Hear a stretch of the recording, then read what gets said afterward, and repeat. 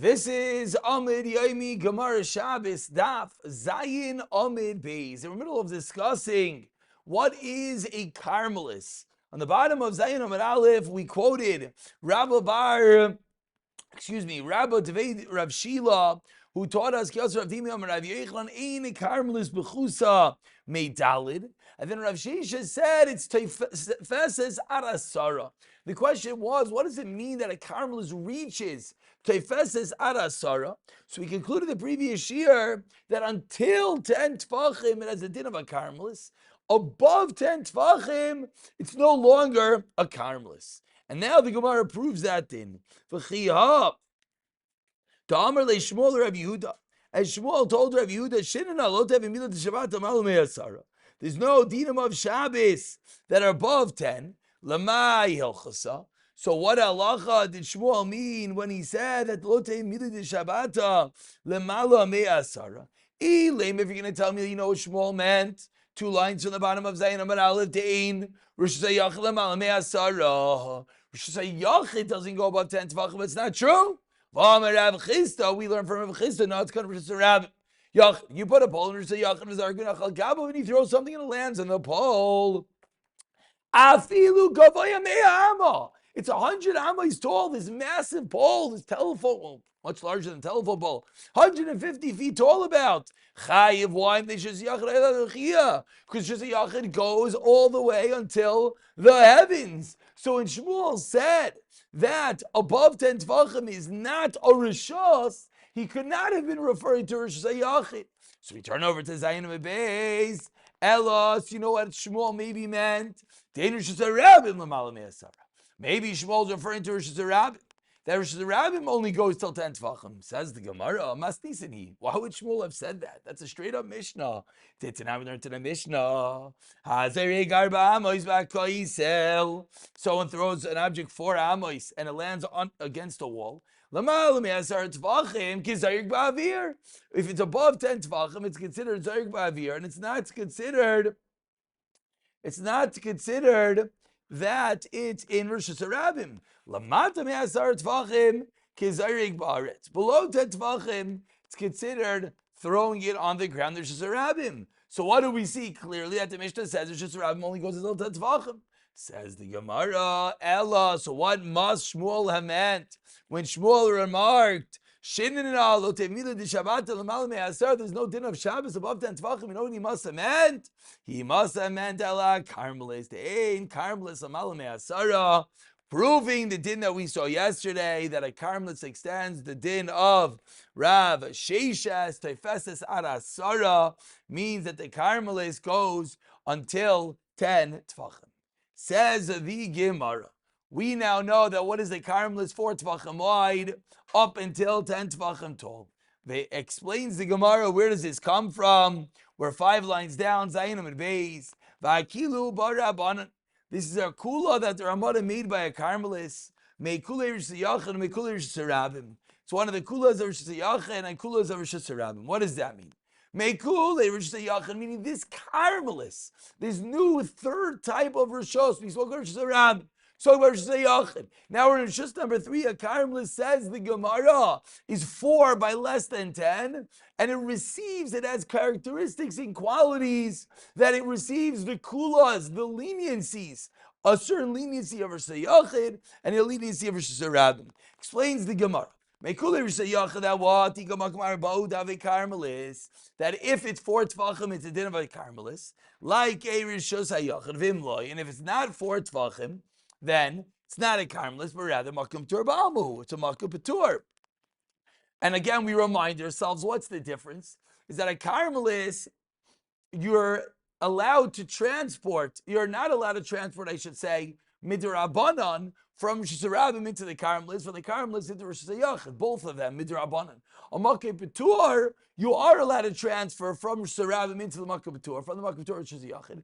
The only thing you're not allowed to do in a Makom Patur is facilitate a complete transfer, Rosh Hashanah, Makom Patur, Rosh Hashanah. So says the Gemara, gets an entity, a kula of Rosh Hashanah. And the kula Rosh Hashanah, now what? That has our Tvachim, without Carmelis, Tvachim, Loi have Carmelis. Says the Gemara, Gufa, let's dive a little bit deeper into din that we ended off yesterday within the discussion of figuring out what is a karmelis. We're 10 lines down.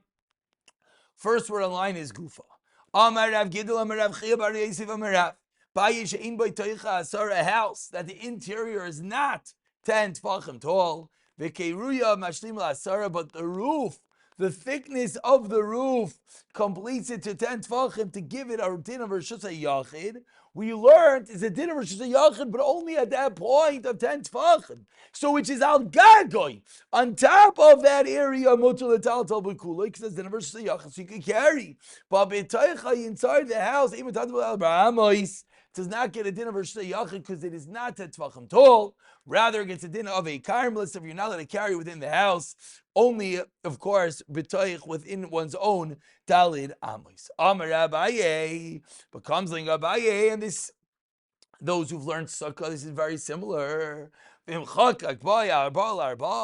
you dig down into the floor of the house, 4 tvachim by 4 tvachim, which thereby is vishlimoy la'asara, which thereby makes that in that area that you dug down, in that area now has an airspace of 10 tvachim, then mutter beitaltel beikula, you're allowed to carry not only in that area of 10 tvachim, which is just a yachid, but even in the areas around it. My time, what's the reason?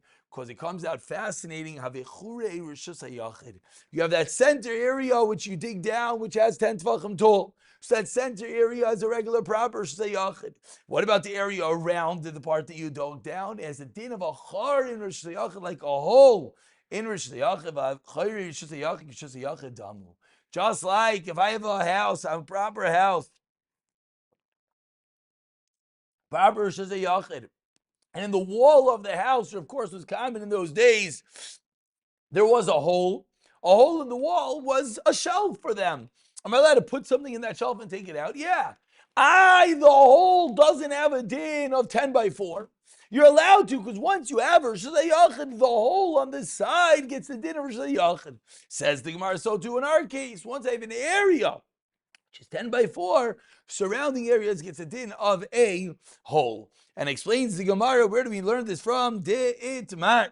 Chayre Rosh Hashayachid, a hole of Rosh Hashayachid, ki Rosh Hashayachid dami. Chayre Rosh Hasharabim, what about Rosh Hasharabim? That's a machlokes. V'am Rosh Hasharabim, Rav Amar, lav ki Rosh Hasharabim damu.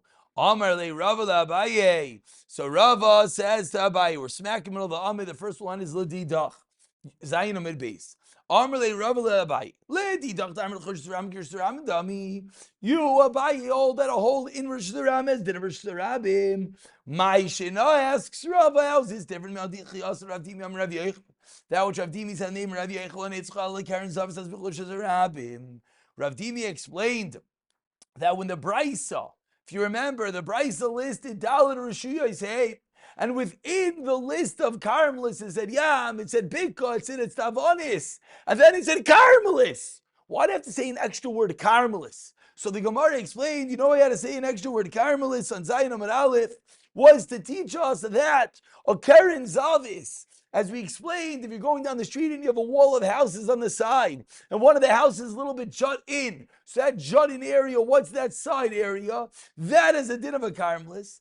But according to you, Abaye, if the hole in the wall of Rosh Hashanah gets a din of Rosh Hashanah, this little nook, this little indented area off the street it should be like a char, should be like a hole in Rosh Hashanah, and should get a din of Rosh Hashanah. Answers Abaye a fundamental difference between a hole and that indented area in Rosh Hashanah. Hasam leinicha tashmishtei, hachanicha tashmishtei. If I have a hole in my wall, that's a beautiful usage. It's called a shelf, and that's why it gets a din of Rosh Hashanah. But on the other case, where the house is a little bit indented in, and the traffic just sometimes gets pushed there, it's not ease of use if it does not get the din of Rosh Hashanah. Tanan says the Gemara, the first one line is tashmishtei. Drop under halfway down. Hazari garbams because someone throws out 4 amos and it lands against the wall. We wondered. So again, you throw something, it sticks at the wall. If it's above 10 tvachim, it's like you're throwing it into the air. If it's below 10 tvachim, it's like you threw it in Rosh Hashanah, like the ground. What does it mean, like you threw it on the ground? It's not lying on the ground. It's stuck on the wall. So why are you telling me it's like you threw it on the ground? You know what the case is, like we just explained. It's a fig. It's a fig. It's a wet item. So when you throw this plump fig against the wall, it splats and it gets stuck to the wall. So if it's stuck to the wall below tetvachim, then it gets a din like it is on the ground. So concludes the Gemara. If you're going to tell me that a hole in Rosh Hashanah is like Rosh Hashanah, why do you have to tell me the case is by a plum fig, by a wet fruit, that it gets stuck to the wall? Very interesting. Tell me an easier case. Look, my bitzrar v'chevetz u'tanach b'chor. Let's say the case is I'm throwing a pebble, I'm throwing a rock, I'm throwing a small object, and you know what it means? It lands under 10 tefachim, and it's like on the ground. It landed in a hole in the wall. If you hold the hole in the wall, Abaye, is it didn't like Rosh Hashanah? So landing under 10 tefachim in the hole is the same thing. So why do you have to create this interesting ukimta of a wet fig that gets stuck to the wall? Answers Abaye two different things. Number one, sometimes the answer is this is the classical carnival game. You try to take it, you try to land it into the bucket. What happens? It bounces out. So says Abaye, shkoyach, you take your rock, you think you got it stuck in the hole. Doesn't happen, it falls out. Number one. And sometimes Abaye answered, because the last way, about a hole without a wall. Mimai. How do we know it's a hole without a wall? The Tani Reish, the first part of the Mishnah over there said, and if the whole wall had a hole, which even being 10 tvachim high would have a din of a Rosh Hashanah. So why would you tell me it's Kizarik Ba'avir? So the fact that you're telling me it's Kizarik Ba'avir sounds like didn't land in a hole in the wall above 10 tefachim, but rather it landed on the wall. Because again, if it landed in a hole above 10 tefachim, says Abaye, Teretz number 2, would have a din of Rosh Hashanah. Wouldn't have a din of Lamal Me'asara, which is a Makkah B'tor. Two reasons why Abaye proves that he does it. This is not a kasha on him, and he could stick by his guns at a hole in the wall of Rosh Hashanah as a din of Rosh Hashanah. One last question, says the Gemara, if you're going to tell me that the hole in the Mishnah that we just quoted is not 4x4, so maybe the reason why it doesn't have a hole is not that it says Makom V'tur, but rather it's that Lamais Lasu Arba Laba. Says the Gemara, that can't be. If you throw something above 10 tefachim and it lands in the hole, that even if the hole does not have the requisite area, we view it keilu. It's chaykikin, it's chiseled out, and it has the requisite area, and therefore we view it as if it's a Rishus Hayachid. For Rabbanan Tzavri ain't chaykin lahashlim, elo lav shema minam. Says Abaye, because of the last vechor shema mina, which of course is teretz number 2 of Abaye. Teretz number 1 is even if it had a hole, didn't necessarily get stuck in there, and therefore it's not a kasha on Abaye. Abaye can stick to his guns that a chayron Rosh Hashanah has a din of Rosh Hashanah, and there's no question from this din of the Mishnah that you throw something against the wall. We're talking about a plum fig that gets stuck onto the wall, and Abaye sticks to his own. No kasha from Rava.